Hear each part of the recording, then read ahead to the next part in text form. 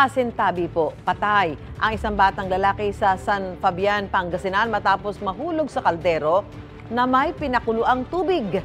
Kwento ng lola ni JJ Navarro. Nag-init siya ng tubig para ipangsuob sana sa asawang may sakit. Habang pinupunasan niya raw ang kanyang mister, narinig niya na biglang umiyak ang isa sa mga naglalarong bata. Nang tingnan, ang 2 taong gulang na apo niya pala nahulog na sa kaldero. Nagtamo ng mga lapnos ang bata.